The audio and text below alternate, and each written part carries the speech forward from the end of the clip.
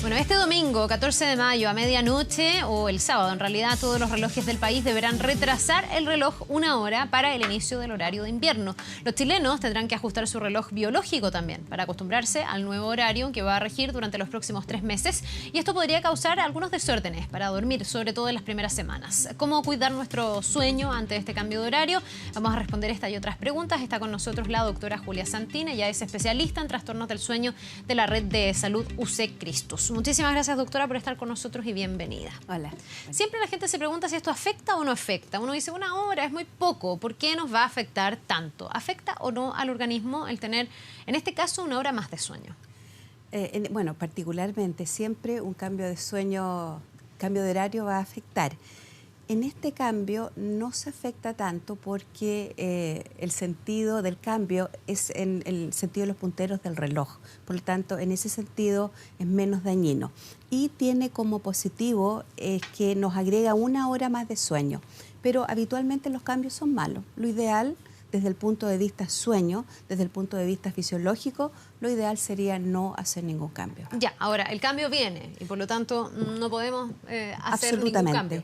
Absolutamente. ¿Cómo lo enfrentamos de mejor manera? ¿Cómo hacemos que para el organismo sea más fácil adaptarse a este nuevo horario? Tenemos que aprovechar lo bueno que tiene este cambio, que nos da oscuridad, mayor oscuridad en la noche. Y el inicio del sueño se asocia a la oscuridad. Es uno de los indicadores que tiene nuestro reloj biológico interno.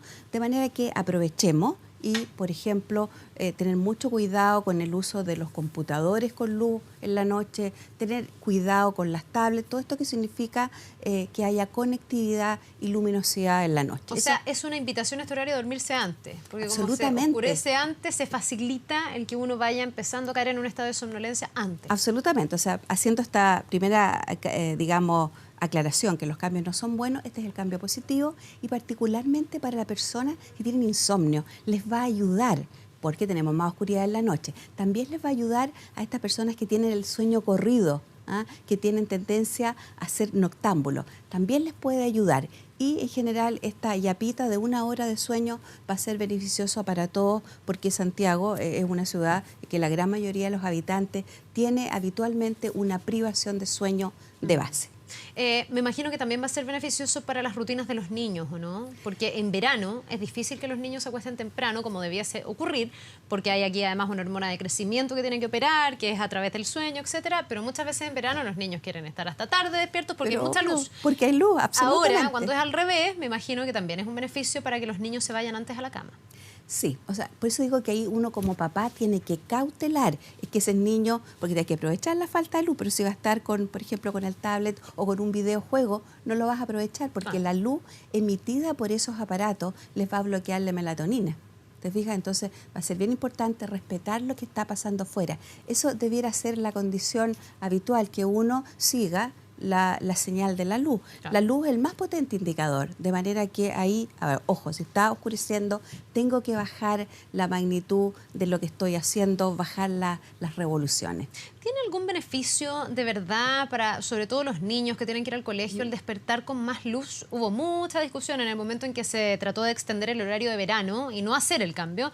Y había muchos pediatras y doctores que decían que ese horario particularmente no ayudaba, porque el levantarse con tan poca luz y tan oscuro hacía que los niños llegaran más somnolientos, había aumentado de alguna manera el ausentismo. No se disparó, pero algo aumentó el ausentismo escolar. ¿Efectivamente es mejor para el cerebro, para el organismo, el comenzar el día con luz? Absolutamente. Además que si yo recorto el día, digamos en la mañana, estoy disminuyendo una etapa especial de sueño, que es el sueño REM. Y es en esa etapa cuando se producen los procesos de consolidación de la memoria. Y por lo tanto eso es muy importante para un niño. Y no solamente para un niño, para todos en general. Entonces eso sí que tiene implicancia en el aprendizaje, en la consolidación de la memoria. Entonces, el sueño, uno necesita X horas de sueño porque con ese tiempo de sueño se da la posibilidad de que aparezcan todas las etapas de sueño. No todas las etapas de sueño cumplen las mismas funciones. El sueño varía a lo largo de la noche. No es lo mismo dormir 2 veces 4 horas que dormir 8 horas de corrido. Entonces, si yo estoy quitando la segunda mitad de la noche, estoy afectando principalmente este sueño REM, que es el periodo durante el cual nosotros soñamos y por lo tanto puedo estar comprometiendo este tipo particular de sueño que ayuda en los procesos de aprendizaje. Ya, y eso significa que un niño puede tener menos rendimiento, bueno, no solo un niño, un adulto también, puede tener menos rendimiento, puede tener menos capacidad, digamos, para tener sus habilidades ejecutivas al día. Absolutamente, o sea, absolutamente el sueño funciona en el terreno cognitivo. Cualquier sueño de mala calidad por los motivos, o sea, un sueño de mala calidad por el motivo que fuere o un sueño muy corto tiene implicancias en ese sentido. Significa fallas de atención, de memoria, de concentración, irritabilidad. O sea, yo creo que es muy claro, nosotros muchas veces hemos visto a algunos de nuestros hijos, nosotros mismos, que dormimos poco, que parecemos mal genio, ¿cierto? Entonces, obviamente un niño que durmió poco y que amanece a oscura, ni siquiera va a querer que lo despierten, va a estar en malas condiciones. ¿Cómo opera, cómo funciona la hormona del crecimiento? Esta es una típica duda de los papás. Hay gente que dice, lo importante es que el niño duerma una cantidad de horas que pueden variar, no sé, 10, 12, dependiendo de la edad que tenga el niño. Pero también yo he escuchado expertos que te dicen sí, pero tiene que ser a cierta hora del día. O sea, los niños debiesen ir a la cama antes de las 9 de la noche y no solo por razones prácticas, sino también por razones orgánicas. ¿Eso es cierto? ¿Como que la hormona del sueño tiene una hora para operar? ¿O si el niño se duerme a las 2 de la mañana, pero duerme de corrido 10 horas, igual va a crecer? Lo que pasa es que el sueño en general, ¿cierto? La aparición de sueño depende de dos condiciones. Una, del reloj biológico interno y de la carga de sueño, ¿cierto? Si yo tengo mucho sueño, si tengo una deuda de sueño importante, yo voy a andar con sueño al día siguiente, pero uno no anda con sueño parejamente durante el día, sino que hay momentos en que tiene más sueño, por ejemplo, después de almuerzo. Típico. ¿Cierto? Claro, porque en ese horario normalmente baja el alerta. Pero yo te decía que aparte de esta carga de sueño, tiene que ver con este ciclo circadiano, y este ciclo circadiano está comandado por el reloj biológico interno. Este reloj biológico interno tiene muchos indicadores, y el indicador más importante, el indicador externo más importante es la luz. Si hay luz, yo voy a estar más despierto. O sea, esa es la orden. Nosotros, este reloj biológico interno, ¿cierto?, está en una zona del cerebro que es el hipotálamo, y existe una conexión que le permite, la retina, una conexión de la retina con el hipotálamo, que permite a este reloj biológico interno conocer la intensidad de la luz. Ya, pero perdón, ese reloj biológico interno no es que sea intrínseco, o sea, uno podría entrenarlo o fijarlo. O sea, ¿Uno le hace un ciclo de sueño al niño o es que el niño... naturalmente, porque su reloj biológico es así, a lo mejor le dan ganas de dormir a las 2 de la mañana en vez de irse a las 9. Esa es la alteración. O sea, lo normal es que nuestro sueño esté, digamos, condicionado normalmente por la luz. Por eso que cuando es de luz todos estamos despiertos. En la otra parte pasamos a las alteraciones. Existe la fase retrasada de sueño, y son personas que duermen en el día. Se quedan dormidos a las 4 de la mañana y despiertan a las 12 del día. Y es porque ellos se hicieron independientes de esta clave ambiental muy importante que es la luz. Entonces, para eso existe el tratamiento, ¿cierto? Uno usa, por ejemplo, melatonina, usa luz intensa en la mañana, de manera de cambiarle el ciclo. Entonces, eso es una normalidad, el síndrome de fase retrasada de sueño. Entonces, en este contexto de estos ciclos circadianos, que el más importante es el ciclo de sueño-vigilia, también está el ciclo de estas hormonas. Y la hormona del crecimiento en particular tiene sus niveles más altos en el periodo de la noche, en el periodo de la oscuridad, en el periodo durante el cual está durmiendo. Doctora, no sé si eso está así de comprobado, es tan directa la relación, pero un niño que no cumple con un buen hábito de sueño, estoy hablando desde que son guaguitas, aquí estamos hablando de los niños más pequeñitos, donde tú te estás jugando finalmente el futuro de los niños, en un montón de cosas. Si ese niño no se queda dormido a las 9, a las 8:30 de la noche y lo hace a las 12, 12:30, ¿su hormona de crecimiento va a funcionar peor y podría ser un niño que crezca menos? No sé, por eso pregunto qué tan directo es el vínculo. O sea, es directo el vínculo, en el sentido que la hormona del crecimiento se produce cuando el niño está durmiendo. Ya, está bien, pero mejor si es que está durmiendo a la par con el ciclo de luz. Eso es lo ideal, porque esto va todo unido. O sea, esto es todo un conglomerado, no se pueden separar las cosas. Y ese es el problema, porque, por ejemplo, cuando hay una fase retrasada de sueño, son personas que tienen serios problemas, no solamente los niños, sino que también los adultos, tienen problemas graves de rendimiento. Son personas que empiezan a repetir, que llegan tarde a clase. En general, yo diría que las mayores manifestaciones de los problemas de sueño son manifestaciones del orden cognitivo. Y en los adultos, cuando hay privaciones importantes de sueño, también complicaciones de orden cardiovascular, complicaciones metabólicas, hay problemas con los niveles de azúcar en la sangre, complicaciones con del tipo, incluso se han descrito, o sea, mayor posibilidad de tener un infarto, mayor posibilidad de tener diabetes, incluso se estima que algunos tipos de cánceres también podrían aumentar en su frecuencia. Yo creo que uno siempre tiene que pensar el sueño no solamente en términos de la duración, sino que también en términos de la calidad y en términos del periodo en que está situado dentro de las 24 horas. Esto tiene que ir todo junto. Ahora, también me imagino que no es solo dormir, sino que dormir sostenidamente. Yo conozco gente que me dice, yo no logro pasar de largo toda la noche, me despierto una y otra vez. Bueno, las mamás pendientes de los hijos, pero a veces gente que tiene muchos sueños, muchas pesadillas y que en el fondo como que va volviendo a la conciencia y se va despertando durante la noche muchas veces. ¿Ese es un sueño poco reparador o hay gente que duerme así y logra igual el descanso? O sea, hay gente que tiene un sueño muy superficial, que tiene más micro despertares que los frecuentes. Entonces, cualquier ruido, una gotita de luz lo despierta. Perdón, ¿y los sueños y las pesadillas se dan en la fase liviana del sueño o en la fase profunda? Pero yo he escuchado que te dicen, si soñaste es porque dormiste liviano. Y otros que me han dicho todo lo contrario. Si soñaste es porque estabas profundamente dormido. Los sueños, ¿cierto? La ensoñación onírica se producen en la segunda mitad de la noche. ¿Ya? Normalmente es difícil recordar los sueños, lo que uno ha soñado.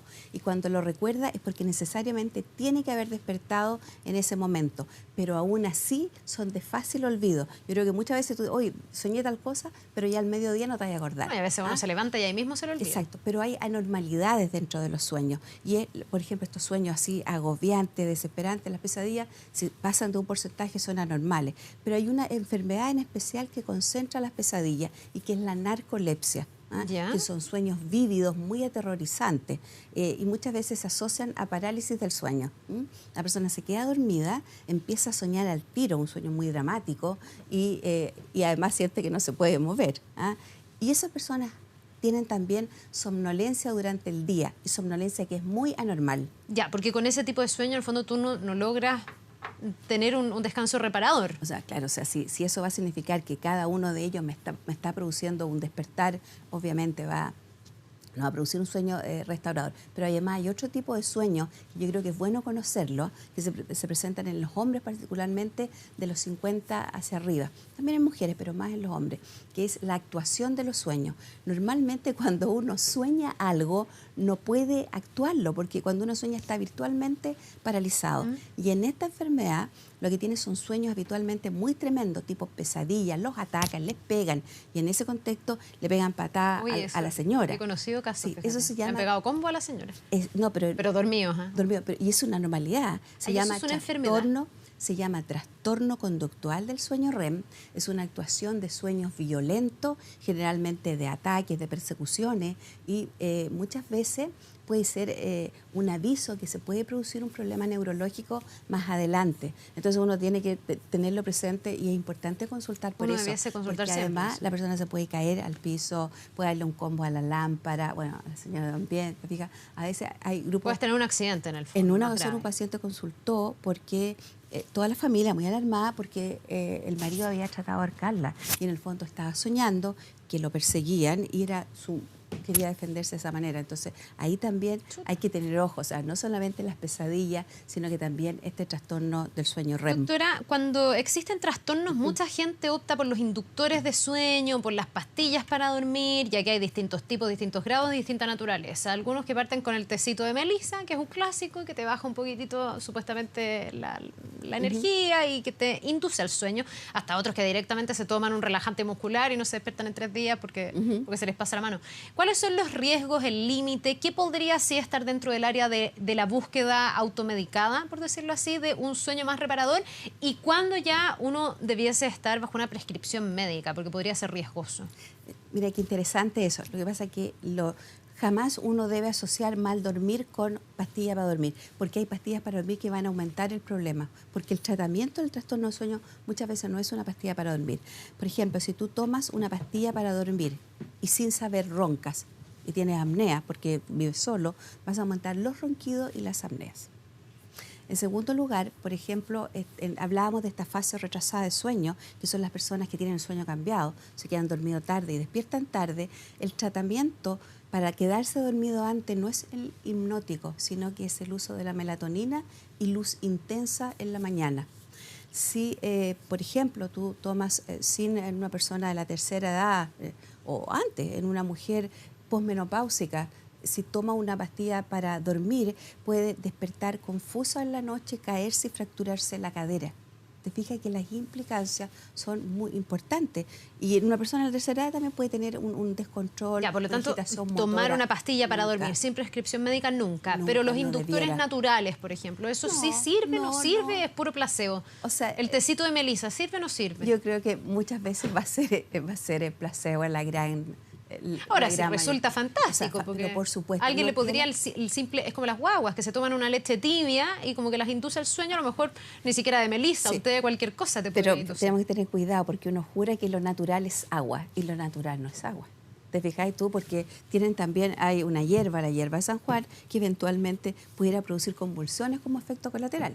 Se usa como antidepresivo. No sé si me entiende. Entonces también uno tiene que pensar, no estoy tomando agua, aunque sea... La aspirina viene en la corteza de sauce, por ponerte un ejemplo. Entonces, creo que uno tiene que tener, digamos, algunas precauciones al respecto. Y ahora sí, para cerrar, incluso mucho más precaución con los niños, porque hay cosas que por pensar que son naturales, igual se las dan a los niños y en verdad no es inocuo. O sea, es muy, muy, muy excepcional que se requieran fármacos para tratar problemas de sueño en los niños. Perfecto. Doctora, muchas gracias. Muy interesante. Que le vaya muy bien. Igualmente. Un buen día. Vamos a